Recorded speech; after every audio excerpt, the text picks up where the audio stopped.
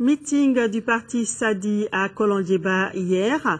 Dr Oumar Mariko ambitionne de moderniser l'agriculture, de relire les contrats miniers et de consolider la paix. Envoyés spéciaux à Kolonjeba, Toumani Diabaté et Moïse Traoré.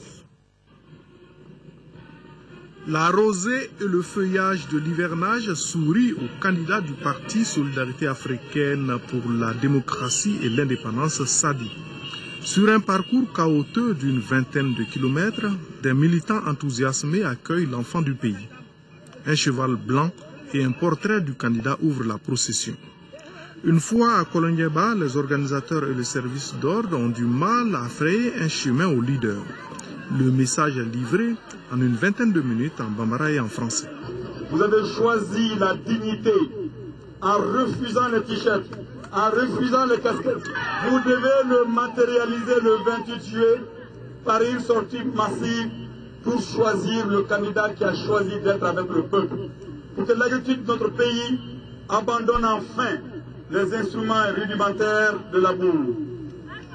Pour qu'enfin notre pays puisse faire en sorte qu'il y ait une maîtrise totale de l'eau, avec le développement, la diffusion des semences qui ont été élaborées, mieux élaborées par nos différents instituts de recherche. L'orateur déplore l'égoïsme au sein de la classe politique où on se déchire pour des postes ministériels mais jamais pour l'implantation d'une usine par exemple.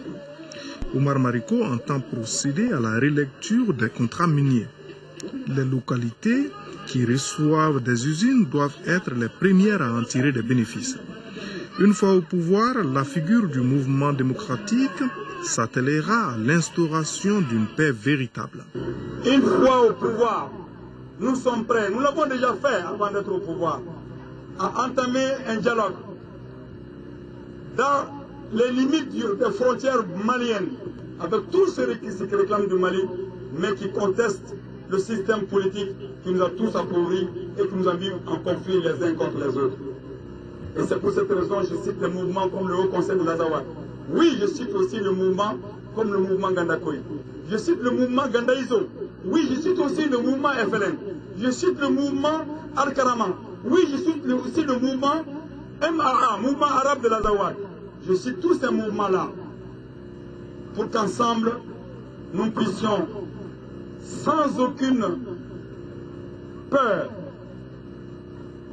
avec courage, que l'on se pose la question de savoir qu'est-ce qui nous est arrivé, pourquoi cela nous est arrivé, qu'est-ce que nous devons faire pour l'enterrer aujourd'hui et éviter que cela se passe encore une fois demain. Les préoccupations évoquées par les populations vont de l'équipement de dispensaires à la construction de routes en passant par l'emploi des jeunes.